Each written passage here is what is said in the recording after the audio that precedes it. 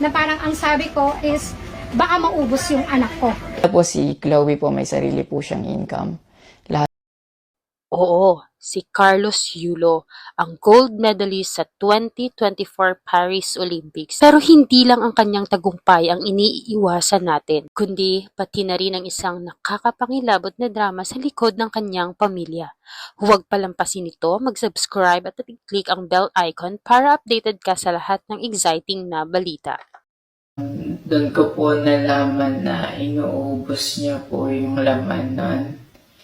And Oo, sino ang mag-aakalang ang tagumpay ni Carlos Yulo ay may kasamang family feud? Tama ang narinig mo, sa kabila ng kanyang kahangahangang pagkapanalo, may mga balitang hindi magandang nagaganap sa kanilang pamilya. Kaya, ano nga ba ang nangyari?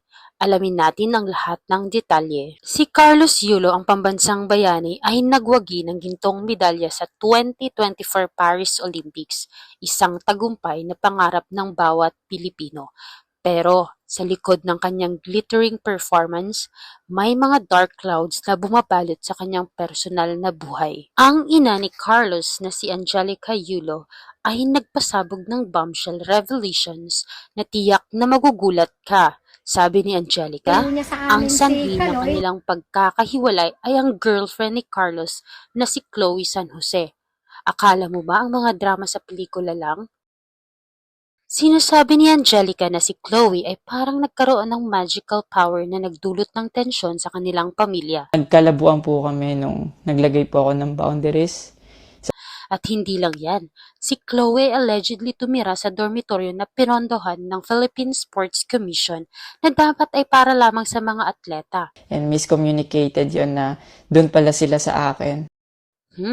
Parang medyo suspicious, di ba? Ayon kay Angelica, hindi opisyal na pinuhintulutan si Chloe sa dormitoryo at ito raw ang nagbigay daan sa kanyang pagkabahala, lalo na't kasama doon ang kapatid ni Carlos na si Eldrew at iba pang team members. Kinikwento niya na Chloe dapat wala na daw doon. Sabi At heto pa, si Angelica ay nagsabi na wala silang pinagsamantalahan mula sa pera ni Carlos, Na wala kaming ninakaw.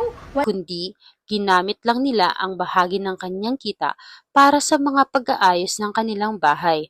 Mukhang may konting drama sa likod ng pinansyal na aspeto, di ba? Sinasabi rin ni Angelica na ang mga presensya ni Chloe ay parang naging catalyst para sa lahat ng mga problema sa pamilya. kasi pinaglaban ko po si Chloe dahil gusto ko po siya. Yung Ang matinding tanong, talaga bang sinasadya ni Chloe na ilayo si Carlos mula sa kanyang pamilya?